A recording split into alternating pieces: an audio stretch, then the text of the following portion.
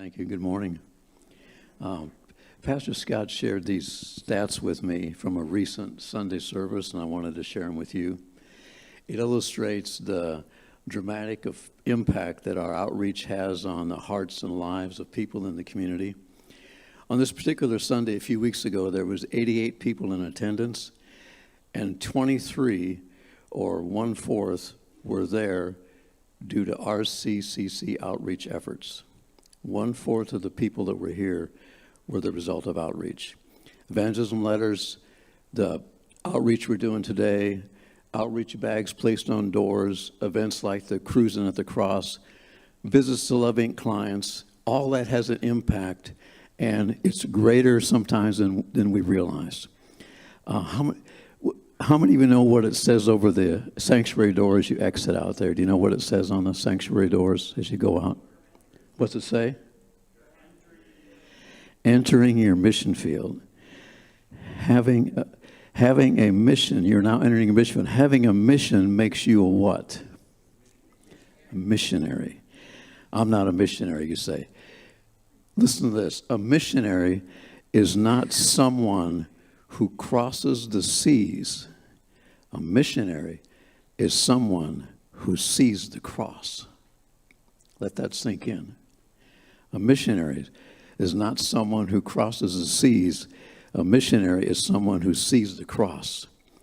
A missionary is a person undertaking a mission. Our mission is laid out for us by Jesus in all 4 gospel accounts and in the book of Acts. It's always among his final instructions to us. It's commonly called what? The Great Commission. And recognizing, and that word, co-mission. In recognizing the co-mission component, we see the calling extended to every believer as we co-mission with God and one another to carry out the task of spreading the gospel and making disciples. It occurs perhaps in its most recognizable form in Matthew 28, 18 through 20, but it's also in the book of Acts, 1st chapter, verse 8.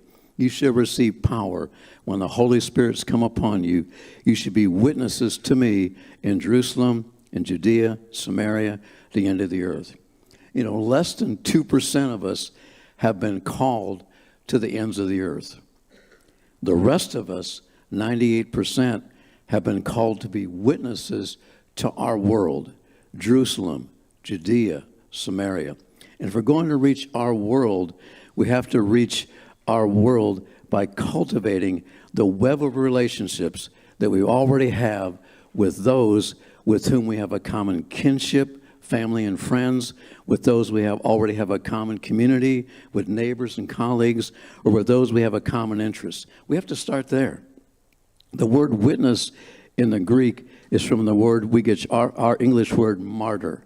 So it's going to cost to be a witness.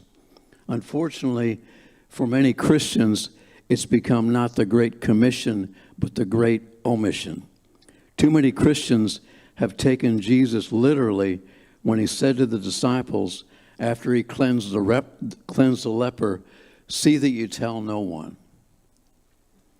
That's not what he meant for us in sharing the gospel.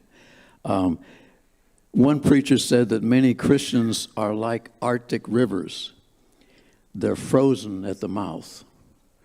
And we need to not be frozen at the mouth. 1:30 this afternoon at the Love Inc. building at 710 20th Avenue South.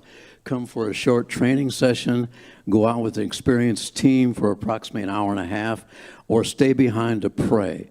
Both are vital to the successful proclamation of the gospel. Thank you.